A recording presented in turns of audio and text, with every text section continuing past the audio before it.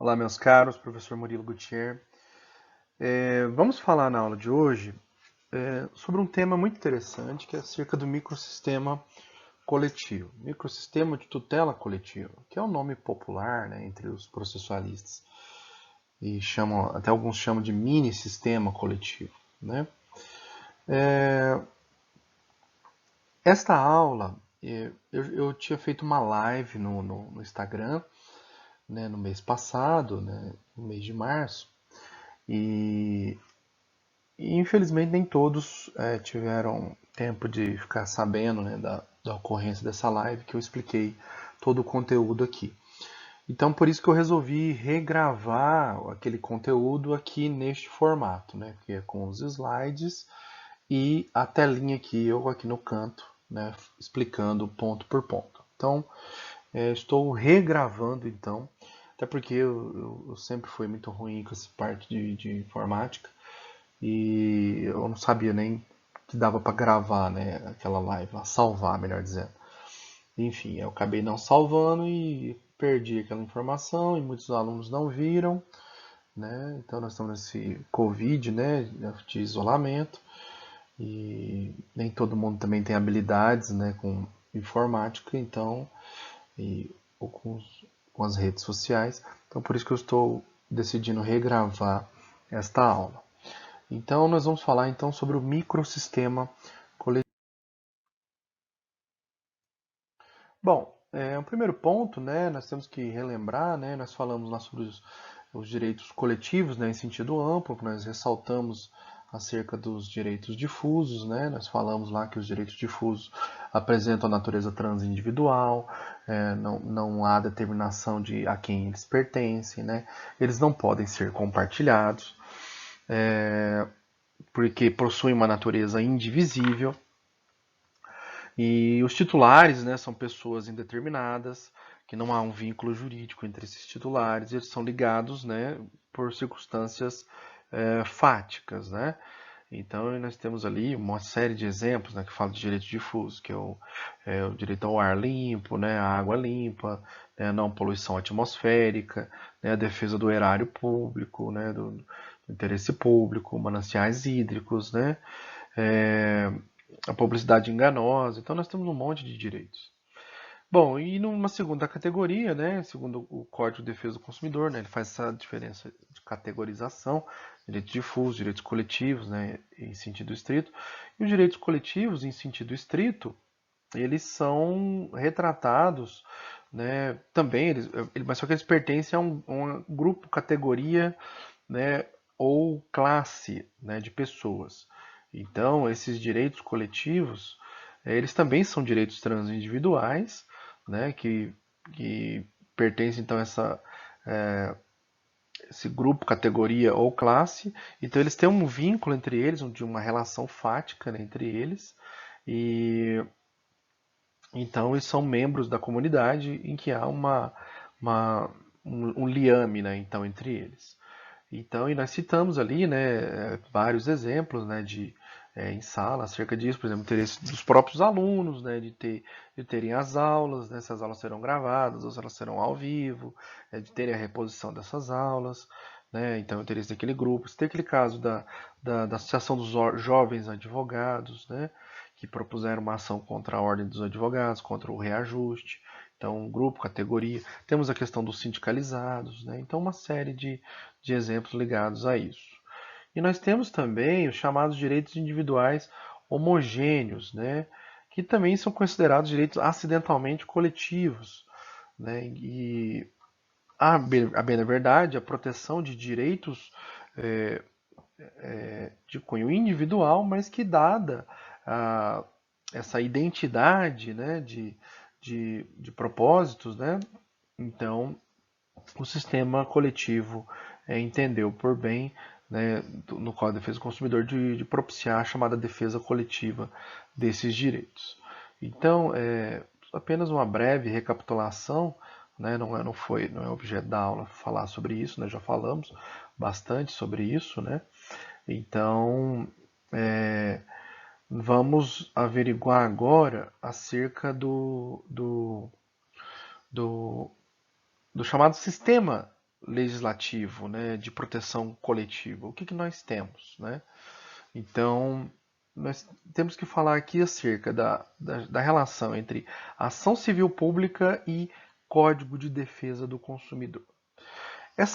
O tema dessa aula, né, que é o chamado microsistema coletivo, ele é abrangido justamente, esse microsistema, ele é abrangido principalmente por um chamado núcleo duro, que nós temos a Lei da Ação Civil Pública e o Código de Defesa do Consumidor. Mas, infelizmente, nós não temos um código de processo coletivo. Isso não existe. Até se tentou, né? Nós tivemos ali algumas tentativas, né, da USP com a saudosa professora Ada Pellegrini Grinover, lá na UERJ, no Rio de Janeiro, na Unesa, com o professor Aloysio Gonçalves de Castro Mendes, o Antônio Gide também, né, teve até uma briga entre ele com a Ada Pellegrini Grinover acerca da identificação de um código. Depois reuniram um grupo de juristas para criar uma nova lei da ação civil pública. Nada disso prosperou, né? Então, infelizmente, nós não tivemos, né, nós não temos ainda um código de processo coletivo. E como nós não temos, então nós temos que trabalhar com o que temos, né? E nós temos apenas a chamada Lei da Ação Civil Pública, que é de 1985, e o Código de Defesa do Consumidor. E esses dois diplomas, eles formam o que a gente chama de núcleo duro, que é justamente o arsenal legislativo que nós temos que visa solucionar os conflitos de interesses de índole coletiva, né? E além dos dispositivos dos estatutos próprios, igual o Estatuto da Criança e Adolescente, o Estatuto do Torcedor, dos pessoas portadoras de necessidades especiais, enfim. Nós temos leis esparsas também, ou estatutos jurídicos próprios, que também tutelam o âmbito coletivo dos direitos.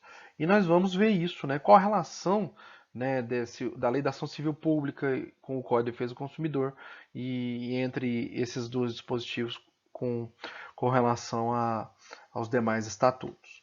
Mas para isso, né, para tanto, nós vamos fazer uma breve digressão histórica, né, acerca do que vem a ser, de como houve a evolução do sistema coletivo. Bom, vamos falar brevemente, né, sobre os chamados marcos legislativos da tutela coletiva. A primeira lei que nós tivemos foi a da Lei da Ação Popular, a famosa LAP, né? E essa lei, ela é de 1965, né? A Lei 4717 de 1965, mas ela não tinha a previsão de tutela coletiva. Apenas em 1977 nós tivemos a reforma, né, desta lei, e ali previu, né, a questão do patrimônio público, né, o que vem a ser o patrimônio público. Ele falava do patrimônio turístico, estético, paisagístico, alguma coisa assim. Então, e passou de fato então a prever a proteção dos chamados direitos difusos, né, justamente porque, óbvio, a proteção do patrimônio público é um interesse difuso por excelência. O segundo marco legislativo que nós tivemos de grande importância foi a Lei de Política Nacional do Meio Ambiente. Essa lei de 1981, ela previu no artigo 14 a possibilidade de propositura de ação civil de reparação de danos ao meio ambiente. Então isso, obviamente, como o meio ambiente também é um direito difuso por excelência, a Lei de Política Nacional do Meio Ambiente é considerada também um marco legislativo na proteção ambiental em particular e dos direitos coletivos em geral, né? Então é bem interessante. Então, artigo 14 dessa lei. E, obviamente, nosso principal diploma legislativo só veio em 1985, né? Por meio da chamada Lei da Ação Civil Pública. E essa lei, o número dela é 7347, né? Então de 85, e ela que de fato veio muito mais estrutura, muito mais aparelhamento, né, tendo em vista o paradigma anterior, que era a Lei de Política Nacional do Meio Ambiente. Então essa Lei da Ação Civil Pública veio com um arsenal muito maior, né, de instrumental possível, né, para a tutela ambiental e dos direitos coletivos em geral. E o grande marco, né, na minha opinião, né, que veio a consagrar inúmeros direitos materiais coletivos, né, como a proteção das crianças e adolescentes, proteção do consumidor, a proteção do próprio meio ambiente, né, no artigo 225, do patrimônio turístico, estético, paisagístico. Né, então, inúmeros direitos de cunho coletivo foram previstos no texto constitucional.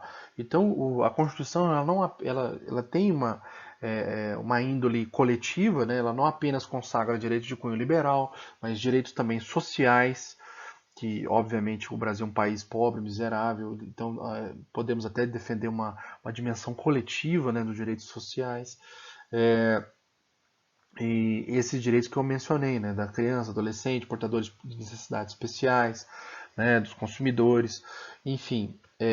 E também previu, de forma bastante interessante, né, a presença do Ministério Público enquanto guardião, né, da tutela coletiva, né, no artigo lá 129, né, da Constituição Federal, passou a prever lá no inciso 3º, né, que o Ministério Público ele é o carro-chefe, né, da tutela coletiva dos direitos. Então é bem interessante nessa previsão. E, e, o, e também, né, previsão de mandado de segurança coletivo, né, a ampliação da chamada ação popular, a lei da ação popular. Então é bem bacana, né, que de fato nós tivemos uma Constituição fraternal, uma Constituição preocupada com a tutela coletiva dos direitos. Então a Constituição Federal ela é de fato um marco legislativo e previu lá, né, as ações constitucionais, né, igual a ação civil pública, está lá no artigo 129, a lei da ação popular está lá no artigo 5º e teve o seu espectro ampliado. Só vou pegar aqui o meu carregador. Então, o mandado de segurança, que era estritamente individual, ele foi significativamente ampliado, né, mandado de segurança coletivo. Então, é bastante interessante a perspectiva, né? As ações de controle concentrado de constitucionalidade, que integraria o chamado processo coletivo especial também.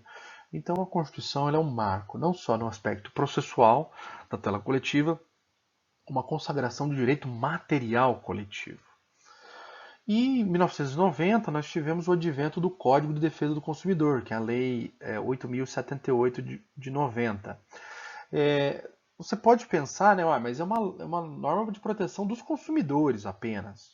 Como você está falando de tutela coletiva? É porque o Código de Defesa do Consumidor ele não apenas tutela os consumidores, obviamente. Na parte processual, que é a parte final ali do Código de Defesa do Consumidor, ele prevê normas processuais e do artigo 81 e seguintes ali do Código de Defesa do Consumidor. E ali é compreendido como sendo uma norma geral de processo coletivo. Não apenas para a tutela coletiva dos consumidores, mas para a tutela coletiva em geral. Né?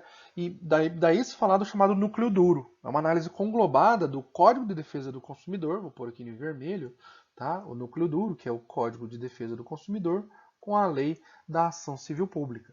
Esses são os nossos principais dispositivos, né? O que a gente chama aqui então de núcleo da tutela coletiva, né?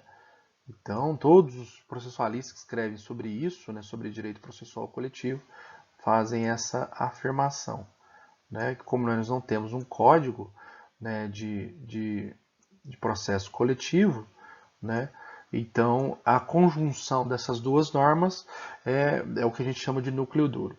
E elas fazem remissão umas às outras. Né, o Código de Defesa do Consumidor faz remissão ao Código de Defesa o Código de Defesa do Consumidor faz remissão à Lei da Ação Civil Pública e a Lei da Ação Civil Pública faz remissão ao Código de Defesa do Consumidor. Então é o que a gente chama de normas de reenvio, né? Um remete ao outro, outro remete ao um. Então há essa previsão no sistema. Por isso que isso aqui é o que chama os dois principais dispositivos. Bom, como eu estava dizendo, né, nós temos então o que a doutrina chama de microsistema legislativo. E eu prefiro chamar em sistema processual coletivo em sentido macro, porque a gente só pode falar de microsistema se houver um macrosistema. Então vamos fazer uma análise aqui macro, né, macroscópica. Então, macroscopicamente falando, nós temos um núcleo duro, que é a conjugação então da Lei da Ação Civil Pública e do Código de Defesa do Consumidor. excluía-se o Código de Processo Civil, que tinha uma aplicação subsidiária, né, uma aplicação naquilo que a Lei da Ação Civil Pública, o Código de Defesa do Consumidor fossem omissos. Entendo eu que essa norma ainda persiste, mas nós não podemos ignorar o Código de Processo Civil, né, no que tange aos pontos omissos do sistema coletivo. Nós temos inúmeros institutos hoje que estão previstos no Código de Processo Civil que são aplicáveis, francamente, né, no sistema processual coletivo. Por exemplo, o artigo 139, inciso 4º, fala lá dos poderes do juiz, né, de adotar medidas indutivas, coercitivas, né, mandamentais para a consecução das obrigações, não só de fazer, de não fazer, entregar coisas, mas também para as obrigações de pagar. Né? Nós temos o sistema coletivo no âmbito dos tribunais, que é instrumentalizado pelo IRDR, basicamente, né, o sistema de repetitivo, né, que nós vamos falar em aulas futuras. Né? Então, o sistema de tutela provisória, que é fundamental na tutela coletiva dos direitos. Então, nós temos inúmeros dispositivos do código, né? Esses aqui são apenas alguns exemplos que, de fato, complementam a tutela coletiva. Então, eu sou partidário da ideia, eu defendo a ideia de que nós temos, então, o núcleo duro, não apenas da Lei da Ação Civil Pública e do Código de Defesa do Consumidor. Eles se retroalimentam, claro. Mas nós temos a Lei Geral de Processo, é o Código de Processo Civil. Então, e ali conferir uma série de prerrogativas, de poderes até ao magistrado, de buscar a melhor consecução na tutela dos direitos. Por mais que se busque ali um ativismo ali, né, que possa se acusar de ativismo, né, daquelas prerrogativas ali previstas, mas enfim, para a tutela coletiva dos direitos é bastante útil e muito utilizado. Então, nós não podemos ignorar o Código de Processo Civil, até porque o Código de Processo Civil, ali nos primeiros artigos, consagrou ali inúmeras garantias, né, para o jurisdicionado. Então, ele não tem mais aquela feição puramente individualista como nós tínhamos no Código de 73. Muitos processualistas ignoravam ou excluíam o Código de 73 por causa da feição individualista. Esse código de 2015, ele tem vários dispositivos que auxiliam, né, na tutela coletiva dos direitos. Então, por isso que eu coloco aqui ele também como um núcleo duro com relação a normas, ele vai complementar aquilo que o Código de Defesa do Consumidor e a Lei da Ação Civil Pública forem omissas. Ok? Por isso. Então, a gente coloca aqui como macro, né, baseado nesse núcleo duro, e no microsistema nós vamos nos reportar aos chamados sistemas específicos, que são os estatutos, né, próprios, que é igual o Estatuto da Criança e Adolescente, Estatuto do Idoso, né, dos portadores de necessidades especiais, do torcedor. Então nós temos uma infinidade, aí, vários, né, estatutos próprios que vão tutelar os direitos coletivos. Né? Do mercado de capitais, nós temos também norma própria. Enfim, temos inúmeros dispositivos que são específicos. Então, já que nós temos uma visão macro, essa aqui seria a visão micro, né, do sistema. Bom, então esse núcleo duro, né, aqui em síntese, né, uma síntese, então é o coração, né, eu gosto dessa expressão aqui do Daniel Amorim, Assunção Neves, né, seria o coração do microsistema coletivo. Então ele é formado pela Lei da Ação Civil Pública e o título 3 do Código de Defesa do Consumidor. Então eles formam ali um Código de Processo Civil coletivo, né, um CPC coletivo. Né? Então, e todas as normas, né, as extravagantes, elas devem girar em torno disso daí. Né? Então, eu estou lembrando aqui de outros dispositivos microsistemas específicos, é o mandado de segurança, né, coletivo, tem a lei de probidade. Também até eu vou gravar uma aula sobre improbidade, que é muito importante. Tá? Então, no momento certo, aí vocês fiquem atentos. Um outro debate aqui que eu trouxe aqui para vocês mentalizarem é sobre eventuais divergência. Né? Divergência, havendo divergência entre a legislação civil pública e o Código de Defesa do Consumidor, qual que prepondera? Já que eles formam, desculpem, um microsistema coletivo, né? Então, se nós estivermos falando, né, de uma eventual antinomia, né, o Fred Geer diz que deve dar prevalência a ponto que há uma ordem de preferência entre as duas, devendo se aplicar preferencialmente o Código de Defesa do Consumidor, perdão, a Lei da Ação Civil Pública, tendo em vista o artigo 21 da Lei da Ação Civil Pública. Né? Então, é bastante interessante essa perspectiva da divergência entre um e o outro. É claro que se nós estivermos falando de proteção coletiva dos consumidores, me parece que a melhor solução seria dar uma primazia para o Código de Defesa do Consumidor, até para manter a coerência do sistema. Isso vai ficar mais claro no próximo debate que nós vamos fazer no próximo slide. Vamos lá ver. Bom, o ponto de debate que eu trouxe aqui para a gente falar é sobre e se o núcleo duro for omisso, né? Se tiver alguma questão ali que não está tratada no Código de Defesa do Consumidor, não está tratada na Lei da Ação Civil Pública, como fazer, né? Então aí nós temos alguns posicionamentos doutrinários interessantes e até do STJ. Vamos ver. O Fred Geer, ele fala que primeiro nós temos que dar primazia para o núcleo duro, que justamente seria a norma geral de processo coletivo, né? Então, a primazia seria então para o núcleo duro. Quando eu falo Fred Geer, é aquela obra dele, Curso de Direito Processual Civil, o volume 4, que ele escreve com o Hermes Zanetti. Né? Então, primeiro, a solução dada por ele, né, havendo omissão do núcleo duro, nós vamos ter que buscar ali. Né? Então, e se ali não tiver tratando daquele assunto, aí nós vamos nos valer da chamada lei específica. Então, se você está lá diante de um litígio coletivo envolvendo crianças e adolescentes, então vamos ver qual o regramento então, do núcleo duro. Naquilo que o núcleo duro não mencionar, não tiver tratamento jurídico, nós vamos então nos valer do Estatuto da Criança e do Adolescente. Ok? Solução diversa é dada pelo Fernando Gajardoni, né, que professor da USP de Ribeirão Preto, juiz aqui no interior de São Paulo. Ele fala o inverso, né, a questão dele é o inverso. Primeiro, você vai ter que se valer da lei específica e naquilo que a lei específica não prevê, aí sim que você vai no núcleo duro. E esse foi o entendimento também do STJ.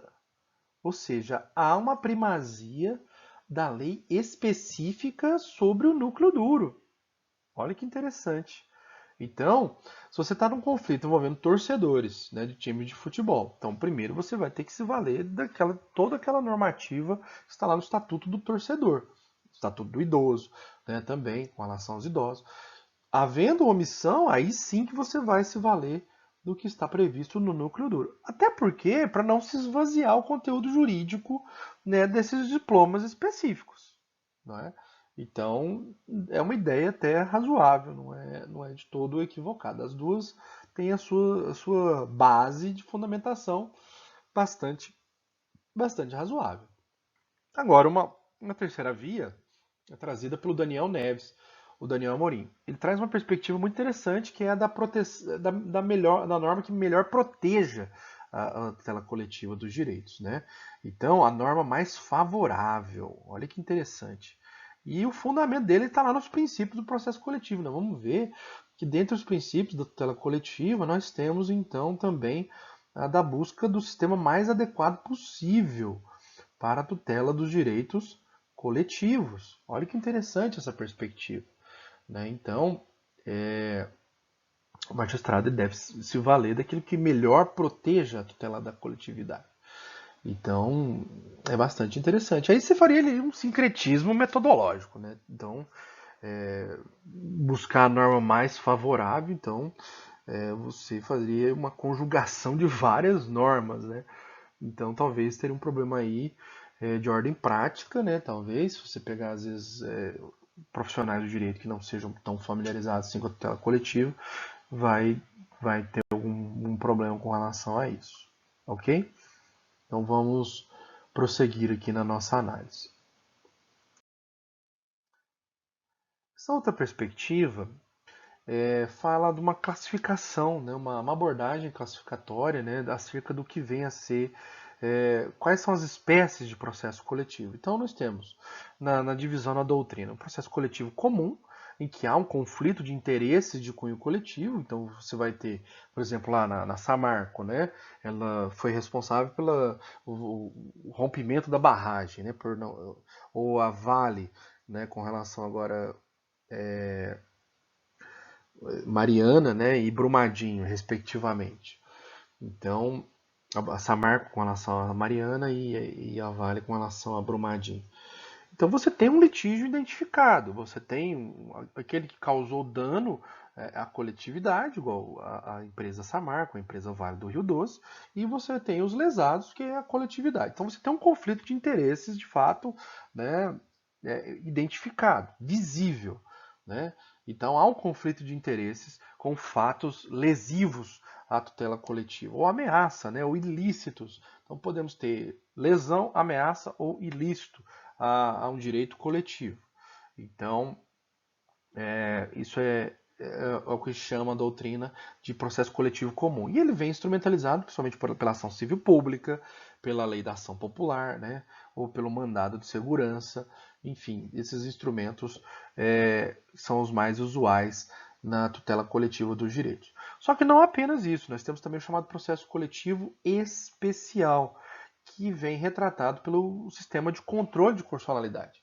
Como vocês bem sabem, nós temos o princípio da supremacia, né, da Constituição, em que a Constituição ela, hierarquicamente está no topo do ordenamento jurídico e as constituições contemporâneas afirmam, né, que as normas constitucionais elas têm força normativa e temos também a chamada garantia jurisdicional, que é justamente para fazer valer essa rigidez constitucional. Essas constituições são rígidas e são hierarquicamente são superiores. Enfim, e nós precisamos de mecanismo de controle de constitucionalidade. E essa prerrogativa constitucional de averiguar a compatibilidade das leis face à Constituição é o que a gente chama de controle de constitucionalidade.